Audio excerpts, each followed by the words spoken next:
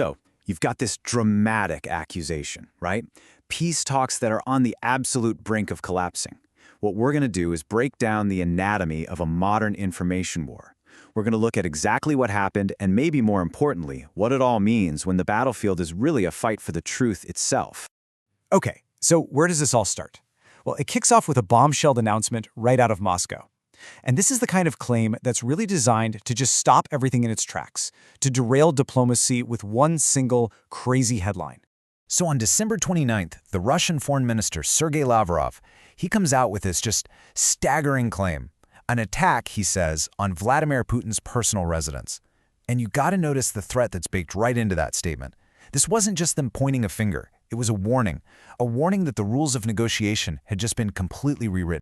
And the scale of this supposed attack, we're not talking about 1 or 2 drones here. The number they put out was 91. That's not just some minor incident. That's a massive coordinated swarm. The Kremlin was basically claiming a full-blown assassination attempt right at the very heart of their power. So you've got this huge claim, a very specific number, and a direct threat. But here's the question that just sent these shockwaves through diplomatic circles around the world. It was simple. Is that what really happened? And the answer to that, well, that's what unlocks this entire story. Now, to really get why this accusation was so explosive, you have to look at the timing. Because, this didn't happen in a vacuum. It landed at what was probably the single most delicate moment in the entire peace process. I mean, think about it. Just 24 hours earlier, literally the day before, all eyes were on Florida. That's where President Trump and President Zelenskyy were meeting to try and hammer out a peace deal. And after so much conflict, the feeling was, for the first time in a long time, actually, kind of optimistic. In fact, right after that meeting, President Trump himself used these exact words. He told reporters they were closer than ever to a deal. There was this genuine feeling that, hey, maybe a breakthrough is actually possible here. And then, bam, Russia drops its accusation. All right, so what we've got here are 2 totally different stories just crashing into each other. On one side, you've got this potential path to peace, and on the other, this shocking accusation of an assassination attempt. So let's try to sift through the claims and the counterclaims to see what's what. And this is really where the story just splits right in two. Russia is claiming a massive drone attack on Putin's home, a terrorist act, they say, designed to blow up the peace process. Meanwhile, Ukraine is saying, no way, this is a complete fabrication, a lie that Russia just invented to justify its own aggression. So, where's the evidence? Well, then you start to get testimony from people who were actually there on the ground. Journalists went and talked to over a dozen residents living right near Putin's residence in Valdai. And their story? It was unanimous. They saw nothing. They heard nothing. For an attack that supposedly involved 91 drones, the silence was pretty deafening. So, naturally, reporters started pressing Moscow for some kind of physical proof. Drone wreckage, impact sites, anything at all. The official response from the Kremlin spokesman Dmitry Peskov, well, it was revealing. He basically said there was no need for evidence and that the world should just take the Kremlin at its word. And Ukraine's response? It came fast, and it was an absolute denial.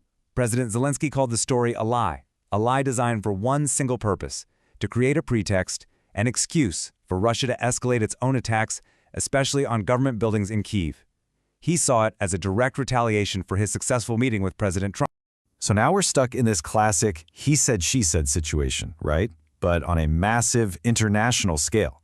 You've got no evidence from Russia, firm denials from Ukraine, and a whole lot of confusion on the ground. This is where a third party had to step in to try and cut through all the noise.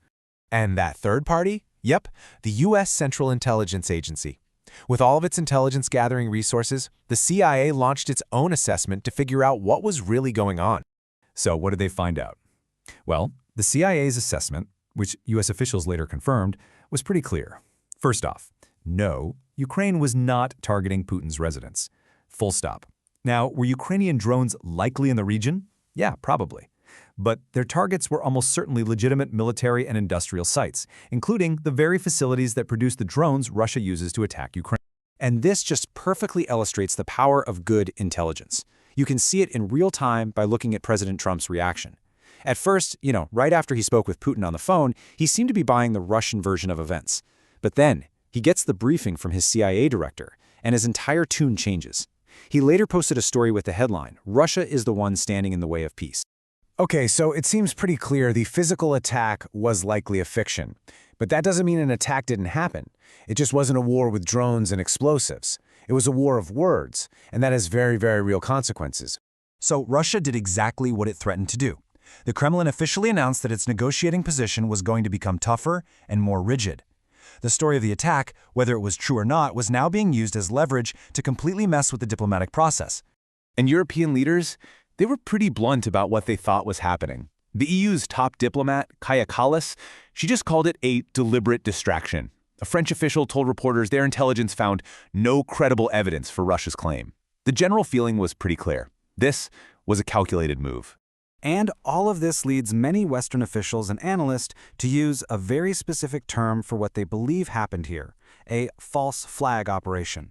That's an act that's committed or just plain made up with the specific goal of blaming your enemy to justify your own actions. So what's the big takeaway here? I think it's this.